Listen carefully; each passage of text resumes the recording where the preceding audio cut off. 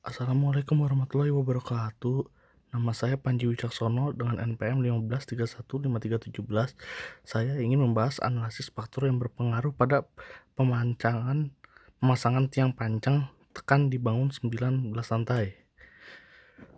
Setiap perusahaan selalu ingin menjadi lebih baik daripada perusahaan kompetitornya, sehingga perusahaan tersebut bisa menaruh keuntungan dan terus menjalankan roda perusahaannya. Ini tidak berbeda dengan perusahaan yang bergerak di bidang jasa konstruksi. Maka dari itu, perusahaan yang bergerak di bidang jasa konstruksi harus lebih meningkatkan mutunya jika tidak ingin kalah bersaing dengan sesama perusahaan kompetitornya. Salah satu faktor yang mempengaruhi produktivitas secara langsung selain faktor manusia juga ada faktor alat.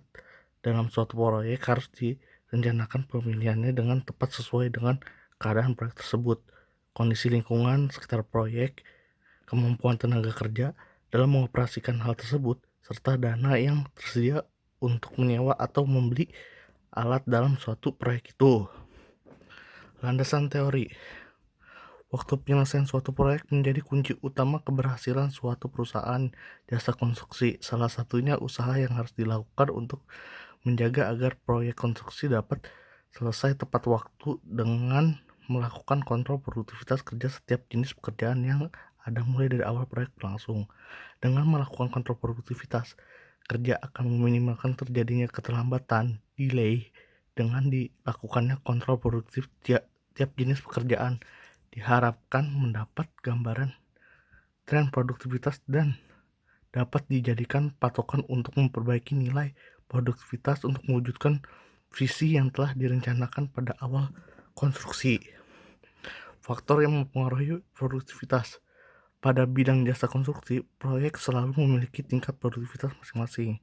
Produktivitas ini pun tidak akan sama satu dengan yang lainnya karena berbagai hal, yaitu antara lain kombinasi antara pekerja, peralatannya, usaha yang dilakukan oleh tenaga kerja, keahlian pekerjaan dalam mengoperasikan alat berat, ketepatan pemilihan alat-alat dan efisiensi dari alat yang digunakan, tingkat pelatihan tenaga kerja, jumlah tenaga kerja yang digunakan.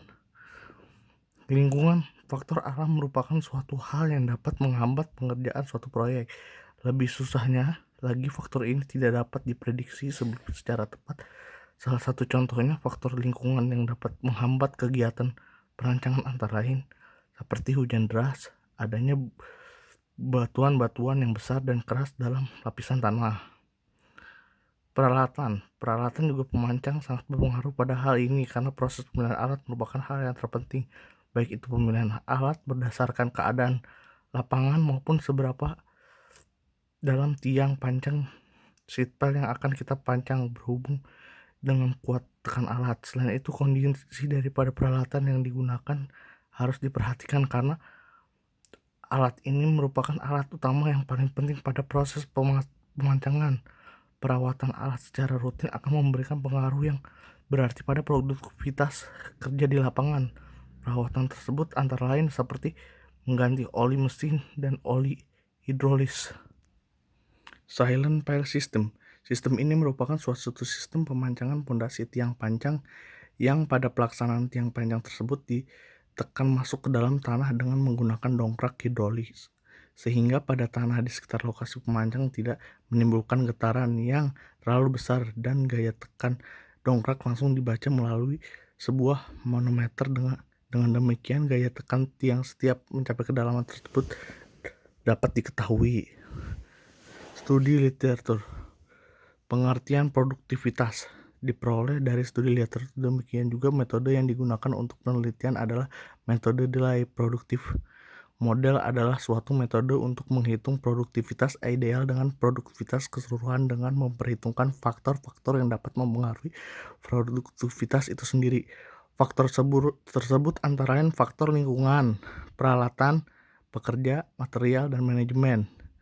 Observasi lapangan. Sebelum kita melakukan observasi, kita menyiapkan lembar observasi, kemudian kita dapat mengetahui situasi dan kondisi lokasi proyek yang hendak ditinjau sehingga kita dapat merencanakan dan menyiapkan segala sesuatu supaya pada saat melaksanakan penelitian dapat berjalan dengan lancar. Selain itu, dapat melihat mengetahui secara langsung faktor-faktor yang dapat mempengaruhi produktivitas pemancangan pada proyek tersebut. Metode produktivitas delay (PDM). Metode produktivitas model merupakan salah satu metode yang dapat digunakan untuk menghitung produktivitas kerja pada suatu proyek konstruksi. Metode ini menghitung produktivitas kerja dengan mengacu pada keterlambatan delay yang terjadi selama jam kerja seperti yang sudah dijelaskan di atas. Faktor yang dapat mengakibatkan keterlambatan terdiri dari 5 faktor antara lain lingkungan, peralatan, pekerja, material, dan manajemen. Metode ini dikembangkan untuk membantu perusahaan jasa konstruksi dalam perhitungan perkiraan dan peningkatan metode yang produktivitas kerja. Metode ini terhubung dengan bagian dari teknik lain seperti work sampling, production function analysis, statistical analysis, time study, and balancing model yang saling mendukung satu sama lain untuk meyakinkan aplikasi dari hasil produktivitas tersebut. Metode produktivitas delay model ini dapat dilakukan dengan 4 tahap, yaitu pengumpulan data, pengolahan data, penyusunan data, mengasimilasi data. Pada tahap pengumpulan data harus terdapat 3 konsep dasar dari metode PDM, antara lain jumlah produksi, siklus produksi, metode pemanfaatan sumber daya. Faktor keterlambatan pada metode PDM. Metode ini selain menghitung jumlah produksi, siklus produksi, dan waktu berlangsungnya proses produksi, juga memperhitungkan terjadinya keterlambatan di lapangan. Keterlambatan itu sendiri dipengaruhi oleh 5 faktor antara lain lingkungan, kondisi tanah yang buruk, perubahan dinding, pembatas area proyek, perubahan batas jalan, hujan deras, angin topan, dan lain-lain. Peralatan, melakukan perawatan terhadap peralatan-peralatan yang ada secara mengoperasikan peralatan yang digunakan. Pekerja yang malas, pekerja yang mengalami kelelahan, pekerja yang produktif karena tidak memiliki pengetahuan dan pelatihan mengenai pekerjaan yang dilakukan. Material, tidak tersedianya material ketika dibutuhkan untuk proses pekerjaan di lapangan. Material yang tidak sesuai spesifikasi, tidak sempurna atau rusak. Manajemen perencanaan yang kurang baik seperti penempatan sumber daya yang kurang baik. Penggunaan metode productivity delay model PDM. Proses pengelolaan data dengan menggunakan metode PDM ini hanya terdiri dari perjumlahan, pengurangan, perkalian, dan pembagian. Hal ini dilakukan untuk dapat terlihat pada tabel 1 di mana baris A non-delete production circle, baris B overall production circle, baris C on time merupakan banyak kejadian keterlambatan. Terus ada lagi baris D total at time, E probability of occurrence, E relative severity, G expected present delay time. Ini pengelolaan data. Adapun tujuan dari pengelolaan data ini adalah untuk mengetahui produktivitas ideal dan produksi keseluruhan yang terjadi di lapangan. Produksi ideal adalah produksi yang dapat dicapai pada suatu apabila tidak terjadi delay sama sekali. Proses pengelolaan data. Proses pengelolaan data ini dilakukan setelah proses pengambilan data. Selain dilakukan setelah proses pengambilan data berakhir, dibuatlah reproduksi waktu-waktu yang dapat diproses pengambilan datanya dari TP1, TP2, TP3, dan total pemanjang pada titik 1. Berikut tabel replikasi pengambilan rata-rata titik 1 sampai 10. Tabel yang dibuat 10 buah karena ada 100 titik, sedangkan rekap dimulai dari 10 titik. Tabel rekap ini membantu untuk melanjutkan proses pengolahan data ke tabel metode PDM. Ini tabelnya. Maaf. Nah, ini tabelnya. Ini pekerjaan tiang panjang titiknya, metode PDM. Ini metode PDM pekerjaan tiang panjang. Lanjutan merupakan penjelasan detail dari keterlambatan yang terdapat pada tabel 3. Lanjutan keterlambatan digolongkan dalam bagian-bagian tertentu, yaitu material, peralatan pekerja, lingkungan, manajemen. Tetapi pada penelitian ini tidak dapat keterlambatan akibat manajemen, sehingga kolom manajemen tidak dicantumkan untuk mempermudah pengerjaan proses.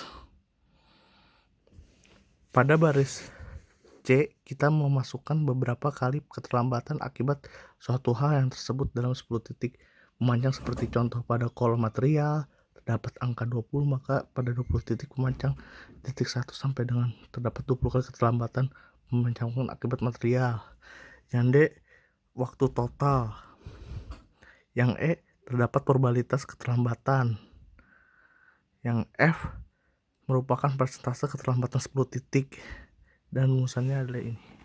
D per C, rataan waktu diproduksi di E kali X 100. Dan ini contoh diagram persentase keterlambatannya. Kesimpulan, mengingat perbedaan lingkungan proyek, cuaca, jenis tanah, kemampuan pekerja, manajemen proyek, dan lain-lain sebagai, maka dari itu hasil perhitungan produktivitas ideal dimasukkan di sini hanya diukur dalam keadaan pada saat pengamatan proyek tersebut. Dengan metode PDM dapat dianalisis faktor penghambat pemancang tersebut di antara faktor pekerja dan kondisi lingkungan serta bahan material. Hal ini digunakan untuk mengontrol proses pekerjaan pemancang, kemudian usaha untuk minimalkan keterlambatan ataupun kegagalan yang menimbulkan keterlambatan.